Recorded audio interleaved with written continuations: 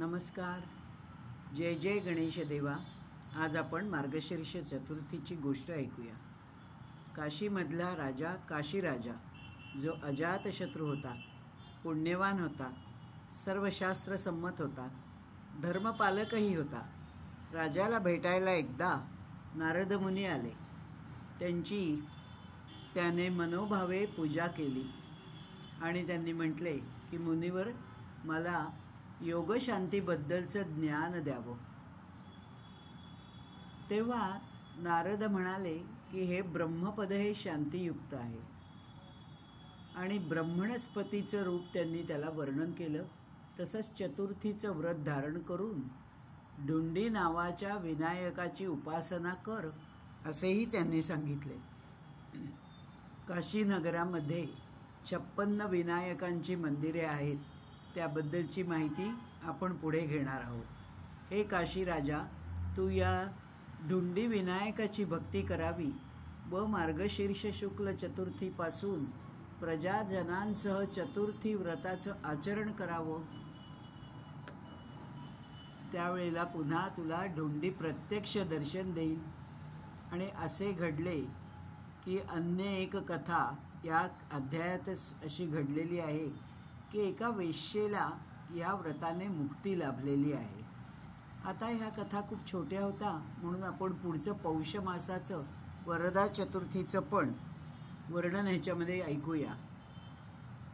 वशिष्ठ दशरथाला सांगतात की अवंती नगरामध्ये सुदंत नावाचा ब्राह्मण राहत होता. तो सर्वशास्त्र पारंगत, नीतिज्ञ, राजपुरोहितही होता. अवंतीचा राजा बृहद्रथ नेहमी सुनंदाचा उपदेश ऐकत असे. सुदंता याची पत्नी विलासिनी ही वंध्या होती. वंध्या अशा अर्थाने की तिला मुलं होत असत, परंतु जन्मताच ती मरत असत. म्हणून हे दाम्पत्य अत्यंत कष्टी असे. जीवनातील रस संपल्याने त्यांनी वनात तपश्चर्याचरणासाठी जाण्याचे ठरवले. तिथे गेल्यावर त्यांना योगींद्र वामदेव हे मुनी भेटले. सुदैवाने त्यांना त्यांचं दर्शन झालं.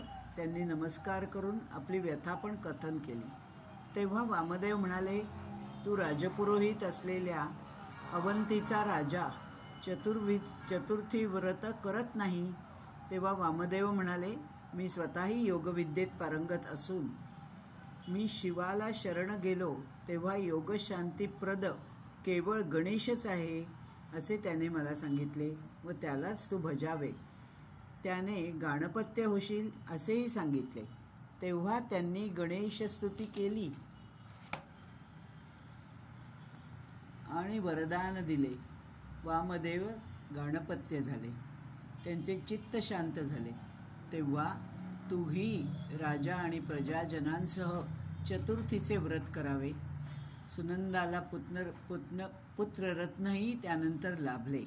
राज्यात सर्वत्र आनंद झाला. दुसरी कथा अशी की एक वैश्य व्यापारानिमित्त प्रवास करत होता आणि तो श्रमला म्हणून तेथेच विश्रमला. तेव्हा काही चोरांनी त्याचे धन लुटले व ते पळून गेले. दुःखी झालेला वैश्य अन्न पाण्या वाचून जंगलात बसूनच शोक करू लागला. त्याची तहान भूक उडाली, झोपही हरपली. त्या दिवशी पौष शुक्ल चतुर्थी होती. उपवास तर घडला पण जागरण पण झालं आणि या दुःखाने आणि कष्टाने तो पंचमीला मुक्त झाला. अनायासे घडल्याने व्रताने सुद्धा मुक्ती मोक्ष प्राप्त होऊ शकतो असं चतुर्थीचं महात्म्य या कथांमधून सांगितलेलं आहे. जय जय गणेश, जय जय गणेश, जय जय गणेश देवा. धन्यवाद.